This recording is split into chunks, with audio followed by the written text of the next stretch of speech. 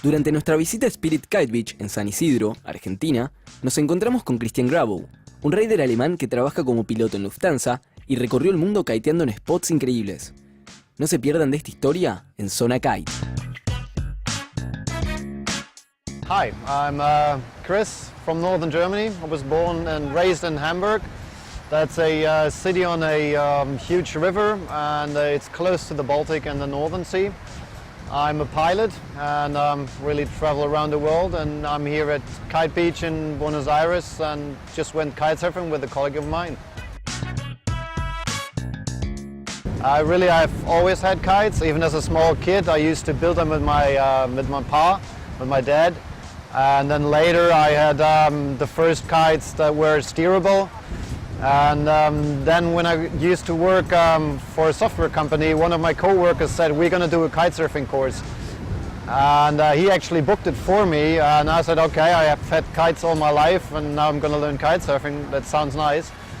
And then on the first day I got really hooked. We had a really strong wind, up to 30, 35 knots, and I was instantly fascinated by the power that the kites had.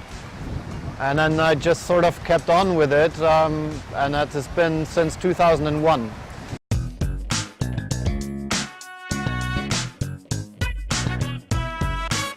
I'm a pilot, and I have been a pilot for the last 15 years. And we start on short distance, so it's inner-European, and then I didn't take my stuff with me. It was just too short time in the hotel.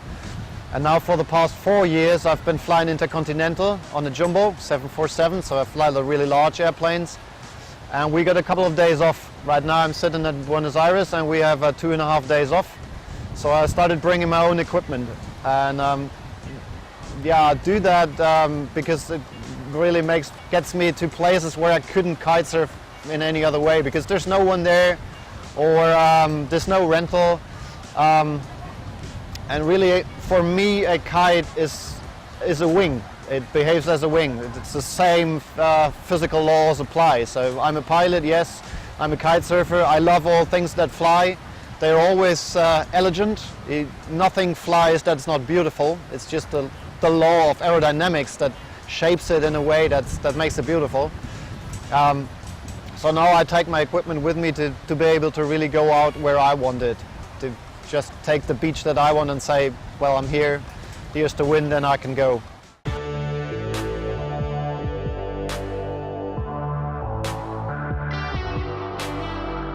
The coolest places where I kite surfed. One of them is definitely north of Vancouver.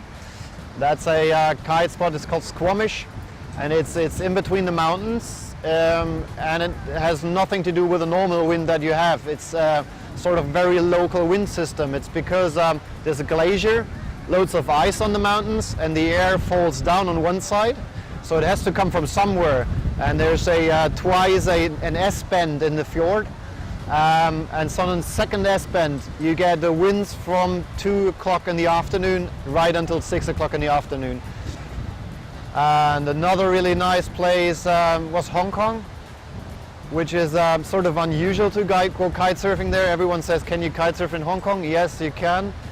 It's on South Lantau Island, and it's really just a small fishing village that's there. And the first time I went, I didn't have shoes with me, and they said, you cannot do this. And I said, I've come like for a 12-hour flight, so I'm going to go kite surfing. And then afterwards I found out why. I've never cut my feet so bad, because they grow muscles there. And especially sharp ones, so I had cut my feet and the pads were bloody. But other than that, it's really spectacular because you have the jungle right next to the spot. And another one where I think no one probably goes except the locals is in Japan. It's close to Tokyo. The name is Kujukiri. I didn't even know the spot, so I had a Japanese guy write down the name of the beach, gave that to the taxi driver, but he dropped me somewhere in the middle of nowhere. So I was all alone on the beach, and then the wind came up and I saw kites going up way far away. So I started walking, and 2.5 hours later I was at the spot, and I asked the first guy if he spoke English, and he said, yeah, I do. And I said, all right, I want to go kite surfing, so I need equipment, I need to rent stuff. And he said, yeah, that's good, because I'm a kite renter really. I own the shop, so what do you want? So he gave me new equipment. So after 2.5 hours walking, I was out on a Japanese beach all by myself. That was really a nice spot as well.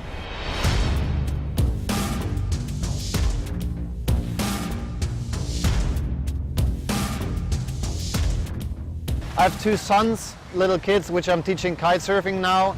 And I tell them always that the wind does not listen and the waves don't look. So when I'm out there, I'm all by myself. So sometimes I'm happy, sometimes I'm angry, but I can basically be whatever I like out there. And it's just the waves don't care and the wind doesn't care either. So I feel just happy.